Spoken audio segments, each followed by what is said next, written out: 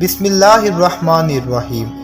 حضرت ہود علیہ السلام کی قوم جو اللہ کے عذاب سے ہلاک ہو گئی تھی، دوستو میں نے آپ کو پچھلے ایپیسوڈ میں بتایا تھا، تو ان میں سے کچھ باقی بچے لوگ پھر سے آباد ہو گئے، ان کی اولاد بڑھتی گئی، انہوں نے اپنا نام سمود رکھا۔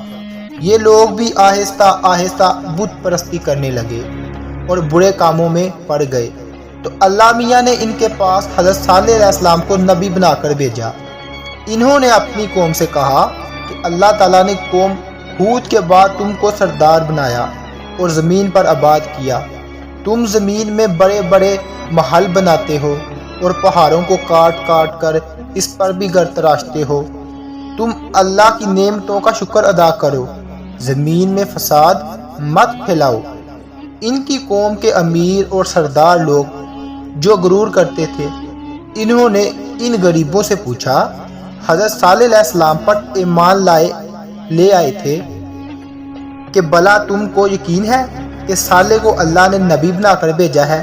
ان غریب ایمان والوں نے کہا، ہاں ہم کو یقین ہے کہ حضرت صالح علیہ السلام کو اللہ تعالیٰ نے نبی بنا کر بھیجا ہے۔ اس پر مغرور امیر کہنے لگے، اچھا تم ایمان لاؤ، ہم تو ایمان نہیں لاتے۔ ان امیر لوگوں کو یہ تعجب ہوا کہ اگر اللہ پاک کسی کو نبی بنا کر بھیجتے تو ہم امیروں میں سے کسی کو بناتے۔ استغفر اللہ۔ حضرت صالح علیہ السلام اللہ تعالیٰ کا پیغام ان لوگوں تک پہنچاتے رہے، مگر کوئی ان کی نہ سنتا، بلکہ الٹا ان کا مذاق اڑانے لگتا۔ بلکہ آخر میں ان لوگوں نے فیصلہ کر لیا کہ حضرت صالح علیہ السلام سے کہا جائے کہ اگر سچے نبی ہیں تو اس پہاڑ میں سے اونٹنی پیدا کر دیں، ہم آپ پر ایمان لائیں گے اور جانیں گے کہ آپ سچے نبی ہیں۔ حضرت صالح علیہ السلام نے اللہ سے دعا کی، اللہ میاں تو سب کچھ کر سکتے ہو۔ اللہ تعالیٰ نے حضرت صالح علیہ السلام کی دعا قبول کی اور ایک پہاڑی سے اونٹنی کو پیدا کر دیا۔ لیکن ان کی قوم یہ سچائی دیکھنے کے بعد پھر بھی ایمان نہ لائی۔ یہ اللہ کی اونٹنی ایسی تھی کہ جس چشمے پر جا کر پانی پیتی تھی، سب پانی ختم کر دیتی تھی۔ اب تو ان کی قوم کے لوگ اور بھی پریشان ہوئے۔ حضرت صالح علیہ السلام نے اپنی قوم سے کہا، دیکھو اس اونٹنی کے لیے باڑی مقرر کر لو، ایک روز تمہارے جانور اس چشمے سے پانی پیئیں اور ایک روز یہ اونٹنی پیے، لیکن دیکھو اس کو بری